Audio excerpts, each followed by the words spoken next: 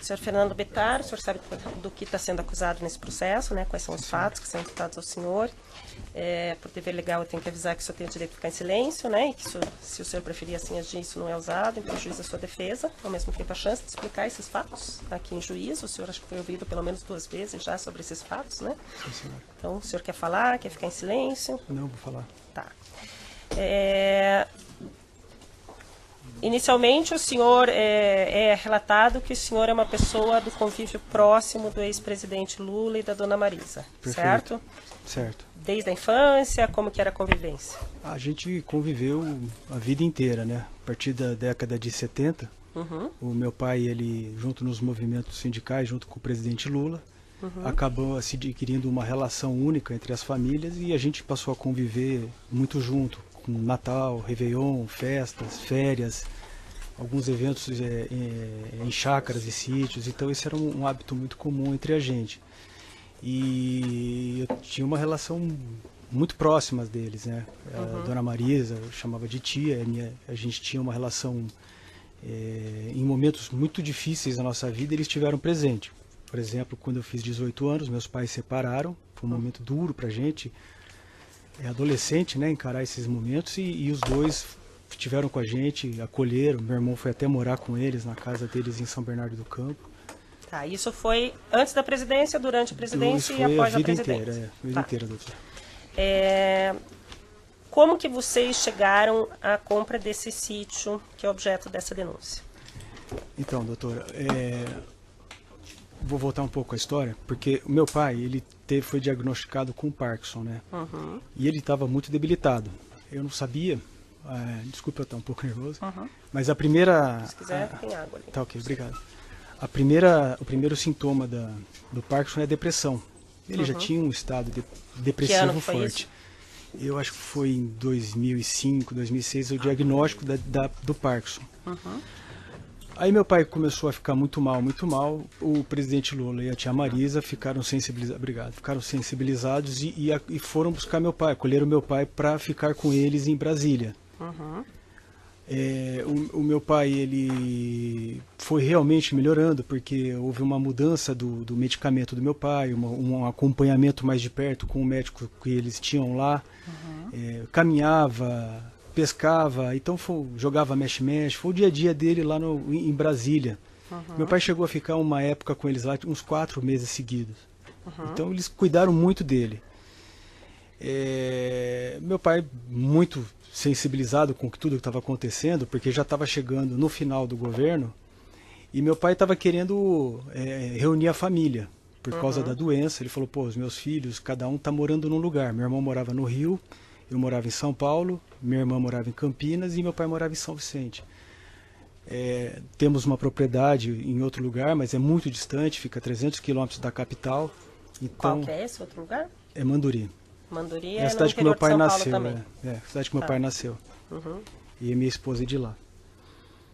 E aí meu pai começou com um amigo dele, um cara de Campinas chamado Nelson Caires, e começou uma procura de um sítio. Ele queria reunir, queria estar com a família, queria voltar àqueles momentos que a gente sempre teve junto, inclusive em Brasília a gente estava junto.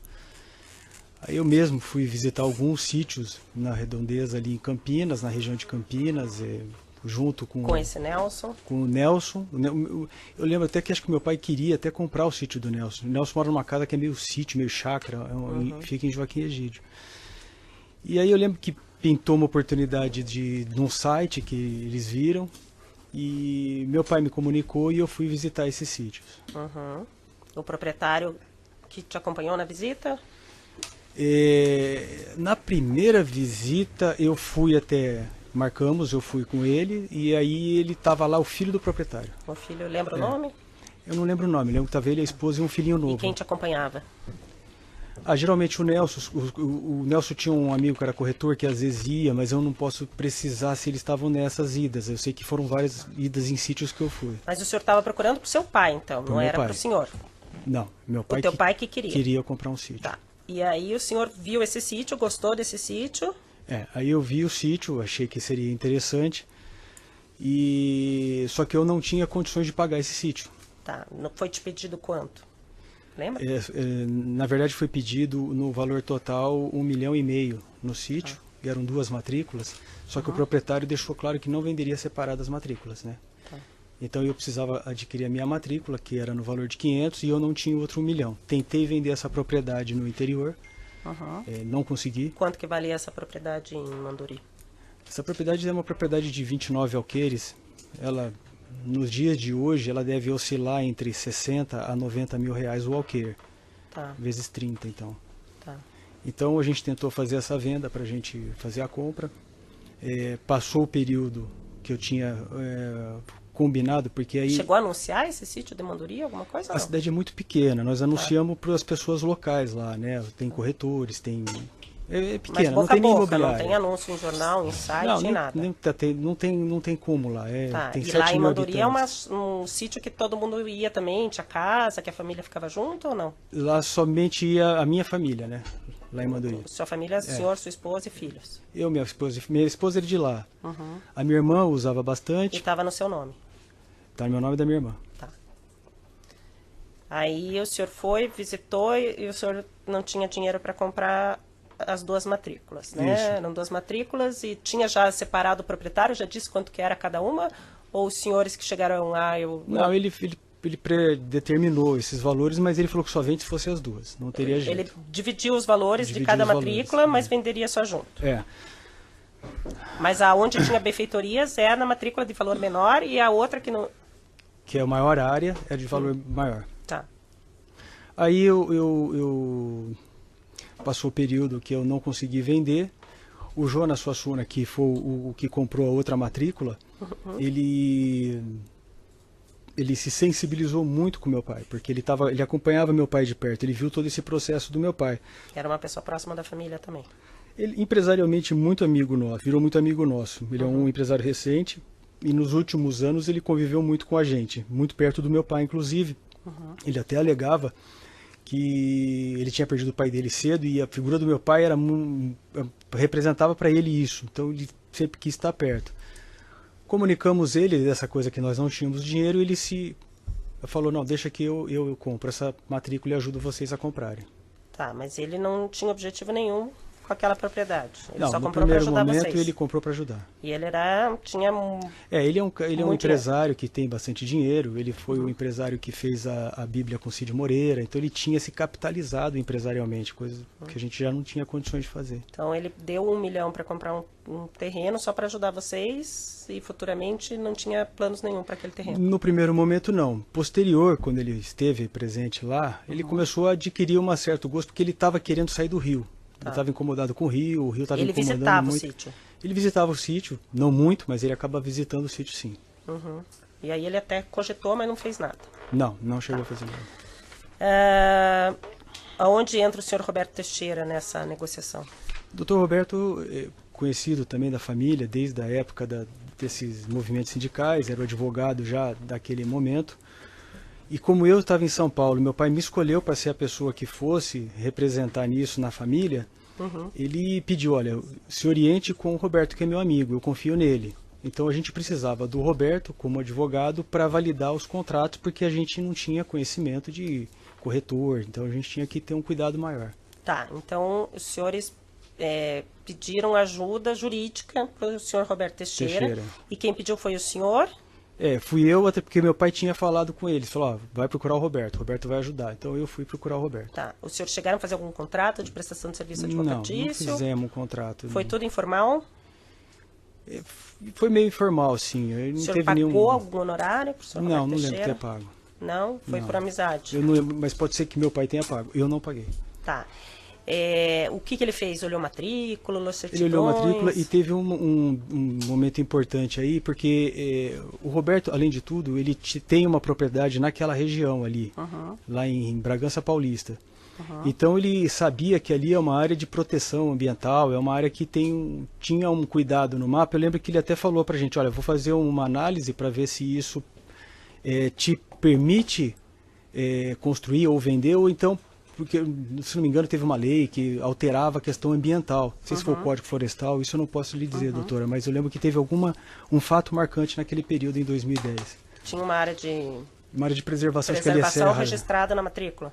Ele achava que ele ia fazer uma análise e se tivesse, ele até falou que a gente não deveria comprar o sítio, mas aí ele viu que não tinha problema e a gente comprou. Tá. E se tem área de preservação, o senhor sabe? Se tem alguma coisa abermada na matrícula? Quando ele, pelo menos foi o que ele me autorizou a comprar naquele momento. Não sei se teve mudanças em relação a hoje. O senhor sabe alguma área do sítio que não pode construir, alguma área que tem que ficar intocada? Não, tem a área assim? do Jonas, né? A área do Jonas, ela passa uma área florestal mesmo. Tem uma parte, sim. Mas a minha parte, acho que se tiver Então a área muito do pouco, Jonas não pode construir? Ou tem não uma pode, parte uma que não parte. pode, Tá, isso foi orientado também. Isso foi orientado na época. Tá. E lá não Desculpa, tinha nenhuma doutora, se benfeitoria eu também? não lembrar muito, mas foi... Tá. Aí, lembra quando que foi feita a escritura, quando que foi pago o sinal, como é que foi pago? Eu dei uma entrada de um cheque como se fosse um calção para o proprietário e ele aguardou o período que a gente fosse efetivar essa compra quando eu vendesse o meu sítio. Como não aconteceu, o Jonas entrou e isso tudo foi no final do ano de 2010. Quanto tempo levou essa negociação da primeira sinal até o final do pagamento? Eu acho que, se a senhora falar visita, negociação, foi tudo no ano de 2010. Tá. Foi, acho que a primeira entrada até o segundo pagamento foi tipo final do primeiro semestre e até outubro, novembro. E quanto tempo que o senhor tentou vender o seu sítio? Estou tentando até hoje. É que é difícil vender sítio. Tá. E o Jonas sabia disso quando ele aplicou Sabia. 1 milhão num Sabia. sítio que é difícil vender sítio? Sabia. Tá. O Roberto Teixeira tinha procuração dos senhores? Ou não, o Roberto era um todos os amigo da atos? família e a gente tinha foi o único total serviço jurídico confiança. que ele prestou ou ele prestou outros serviços? Para mim não, ele tinha serviço jurídico com a nossa empresa, né? Uhum. Mas assim, para mim diretamente, ele talvez uma Serviço coisa... jurídico com a empresa, ações judiciais, serviço de consultoria, o que é? Não, acho que é uma consultoria que nós temos com ele na nossa empresa e até hoje ela perdura. Tá. E é um pagamento mensal? Mensal, de um advogado que nos protege em problemas que nós sempre tivemos e muitos. Tem um contrato de prestação de serviço tem tudo isso, com o escritório do senhor Roberto Teixeira? Sim, senhora. Tá. De consultoria e pagamento mensal. Aí o senhor comprou, foi feita a matrícula no mesmo dia, estava o senhor, o Suassuna, o antigo proprietário, como é que foi o dia da assinatura da escritura e como e quando foi levado para o registro? Doutora, foi acho que no escritório do Dr. Roberto que a gente fez tudo isso, estava o Jonas, eu estava o proprietário e a esposa dele, que estava nesse dia, que a gente assinou esse contrato. Eu lembro até que...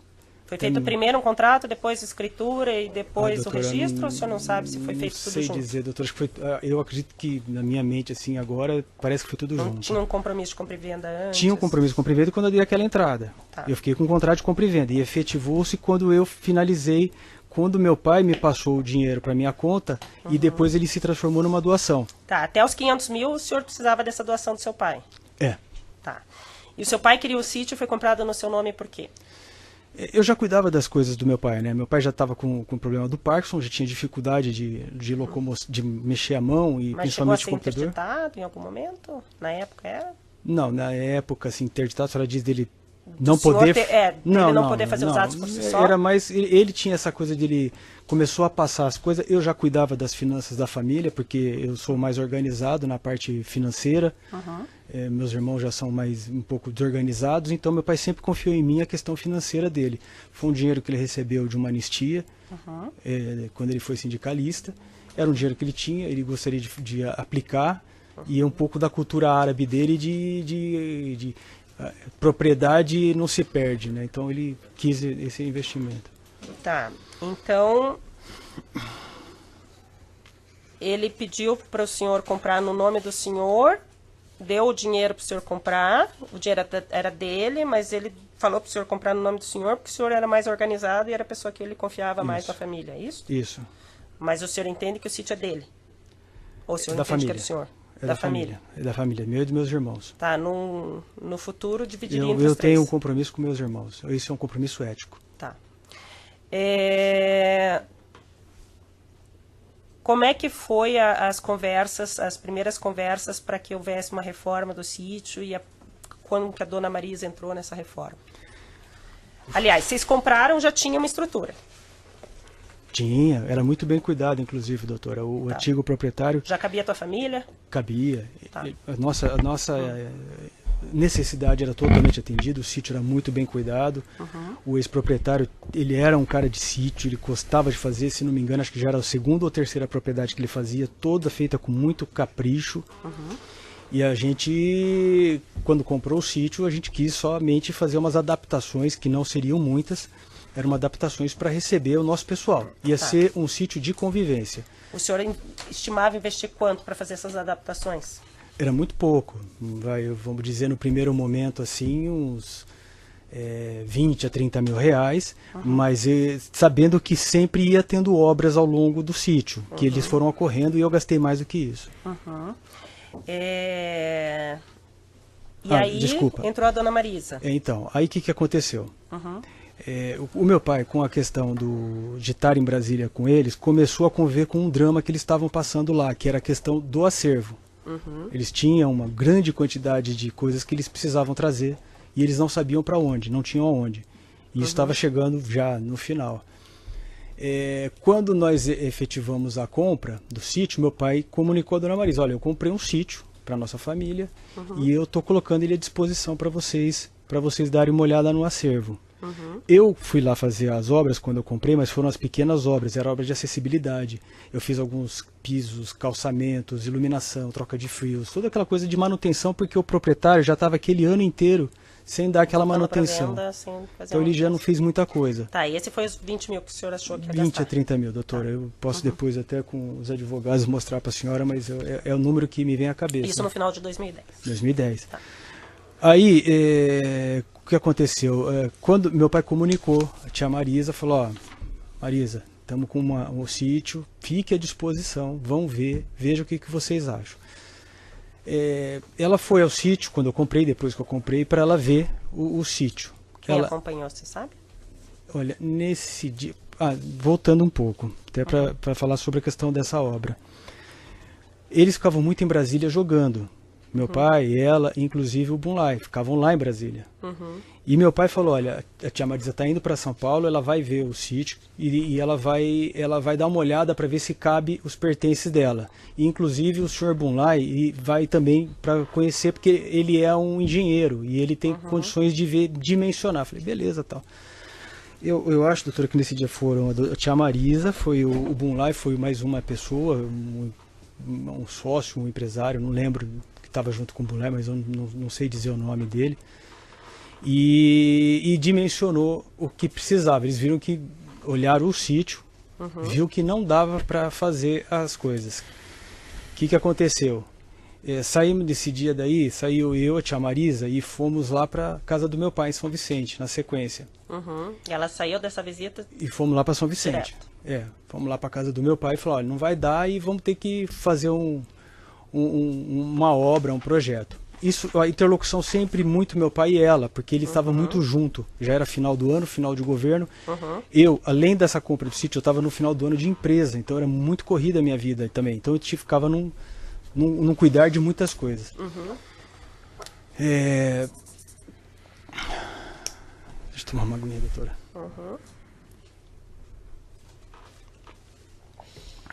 Aí eu lembro que meu pai comunicou que ia ter uma intervenção, que precisava fazer algumas obras e que a tia Marisa ia tocar a obra, Bunlai seria essa pessoa que iria fazer, e o único pedido que meu pai tinha feito é que fosse uma obra híbrida, não fosse obra que descaracterizasse o sítio, porque ela poderia fazer como se previa-se um galpão.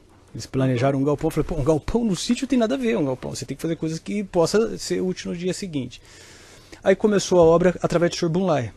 Bunlai que começou a obra. Eu tinha uma relação boa com o Bunlai, por causa que a gente convivia lá em Brasília com ele, conhecia ele, tinha confiança para ele fazer esse projeto.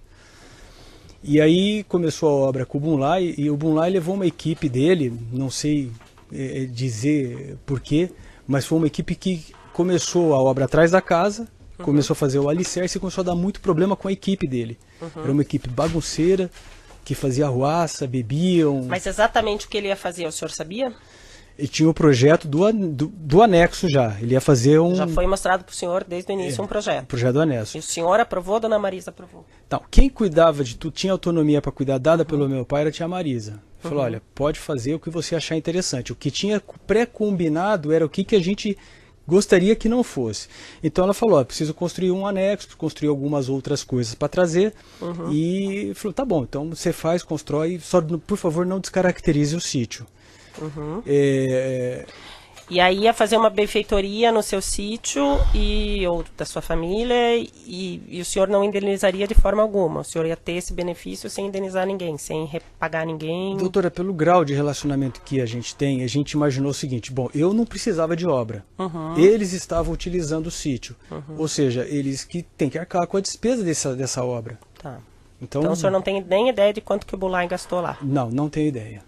Eu vim saber depois nos autos, acompanhando com os meus advogados, que eles foram falando. Tá. Mas, doutora, volto a falar, as obras são simples, foram superdimensionadas, porque elas não são obras de valores vultuosos. Então, nada que assuste aos olhos.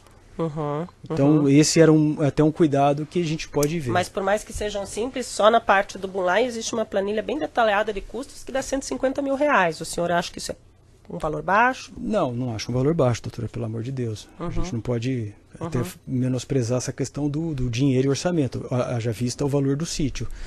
Mas se tratando do que precisava fazer e com os empresários, com o empresário, que é o Bulay, eu falei para ele tem condições de fazer, eu não teria condições de fazer uma obra. E se ele fizesse para o senhor acharia normal um amigo fazer uma obra de 150 mil? Sem cobrar nada, não acho normal, tanto é que eu tenho outra propriedade e ninguém fez uma obra para mim.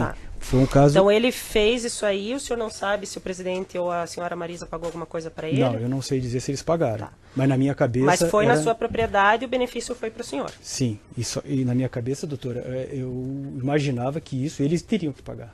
Porque eu estava cedendo um espaço para eles construírem alguma coisa. E não fizeram nenhum contrato, o senhor, com eles de... Não, nenhum contrato, doutora. Aí o Bulay saiu.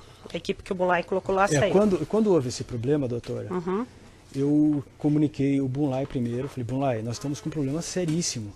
Esses seus funcionários estão gerando um problema aqui para mim, uma arruaça, bagunça, bebendo, ouvindo música alta. Isso não faz sentido.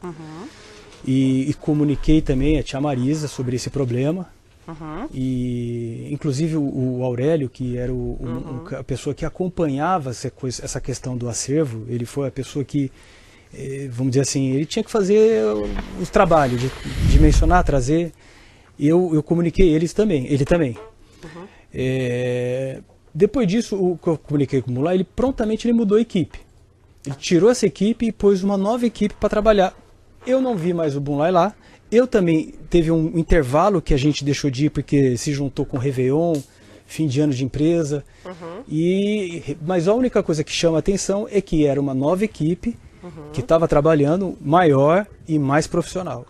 E foi passado o nome dessas pessoas para o senhor, por questão de segurança, porque eles dormiam lá? Não, porque... Quantas pessoas que estavam dormindo na sua propriedade? Não tinha. Eu tinha esse acompanhamento com o caseiro Maradona, que me alertava quando esse problema subia de tom, como foi o caso dos meninos lá.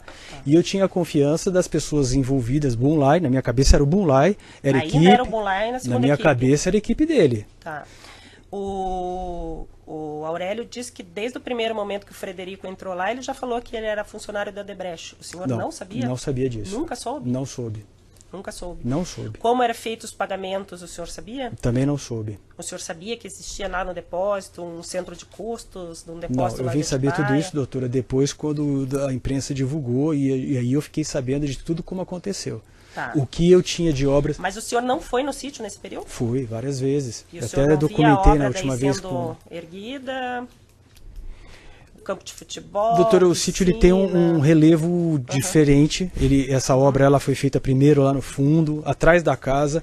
Eu estava numa obra, eu chegava lá, fazia as coisas muito rapidamente, sentava com o Maradona, com o irmão dele, o Edivaldo, o outro irmão, o Tide, e a gente fazia o que tinha que... planejava o que tinha que ser feito.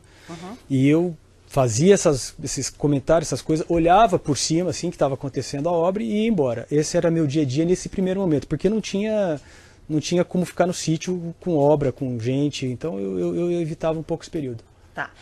E o senhor disse assim, que eles estavam fazendo para o uso deles. Eles estavam fazendo para o uso deles para depósito ou para o uso frequência ao sítio? Não, lembra que eu falei para a senhora que meu pai, a única solicitação que ele fez é que fosse uma obra híbrida, que a gente pudesse utilizar posterior como depósito. Tanto é que no primeiro momento, quando chegou o acervo, toda a parte de trás do anexo, da metade do anexo para o fundo dele, ficou guardado as coisas que vieram de Brasília. E como que foram sendo tiradas as coisas de lá ou continuaram todas encaixotadas lá? Aí depois, quando a gente foi frequentando o sítio, você vai arrumando a casa, que nem uma faxina. Você vai, tira tudo, depois põe tudo. Quando acabaram essas obras, segundo o senhor Aurélio, era esse anexo com 4 quartos, 4 suítes, era piscina, reforma na piscina, campo de futebol e mais um anexo com salas. Segundo o Aurélio, era isso. Era isso o campo de futebol, na verdade, já existia. Tinha um campo de futebol que o antigo proprietário começou a fazer. Ele estava quase finalizando o campo de futebol e ele recebeu uma denúncia do vizinho, que não podia construir, por isso e é na área do Jonas. Então, ali que ele não podia construir, ele parou. Ou seja, 70% do campo ele já existia, entendeu? Então não foi nada que, vamos fazer um campo aqui que não tem nada. Não foi isso. Foi isso que aconteceu. Tá, mas eram essas 4 coisas que foram feitas por essa segunda equipe. Foi a piscina, foi a sauna, foi o anexo. Do lado do anexo, os quartos que também foram utilizados, que falaram que é uma adega, mas é um quarto que chegaram os vinhos e foi colocado lá.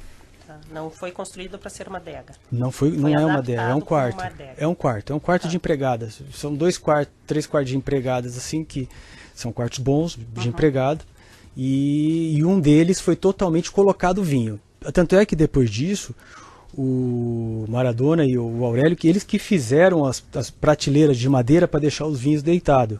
Que não foi uma adega de cinema, não, nada disso. Foi um quarto adaptado que eles colocaram o vinho. E chegaram esses vinhos para lá. E teve o quarto também na entrada do sítio, em frente à casa do caseiro do Maradona. Tá? O senhor tem alguma noção de quanto custaria essas obras? Não, doutora. Segundo a denúncia, 700 mil, essa segunda parte. Que não se chegue a isso, que se chegue a metade disso. O senhor não conseguiu vislumbrar que era um investimento muito grande sem estar registrado na sua propriedade? Doutora, falei, é minha tia, é minha mãe, era meu tio, meu pai, são pessoas que a gente estava num momento da vida que a gente estava todos ali empolgados com uma compra. Tá. Sabe, a gente estava numa fase tão... Mas o senhor já comprou propriedades antes? Sim. O senhor, no sítio que o senhor tem lá em Mandori, o senhor já construiu ou não? Muito pouco, pronto? Comprei pronto. Tá, o senhor sabia que teria que averbar na matrícula as benfeitorias? Sim, senhora. E como que o senhor pretendia fazer essa averbação, comprovar que o senhor tinha lastro para fazer essas benfeitorias? O senhor entende que a Receita fiscaliza a declaração de renda, que você tem que averbar na matrícula, benfeitorias, que o valor poderia ser um pouco acima do que o senhor poderia...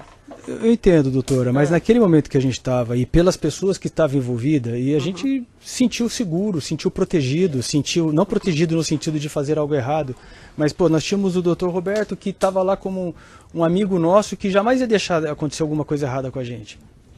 A cabeça da gente funciona assim, doutora. Tá.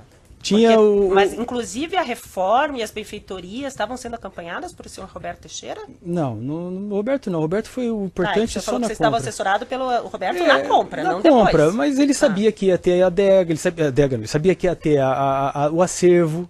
Então ele sabia tudo isso. Então a gente, como é um grupo de amigos, a gente não sentiu-se desamparado. Eu não tenho a leitura... Hoje aprendi muito, doutora. A gente aprende muito, infelizmente, de uma forma dura. Que a gente... Tá dando 30? Pode parar então, começar um novo. Posso tomar uma água aqui?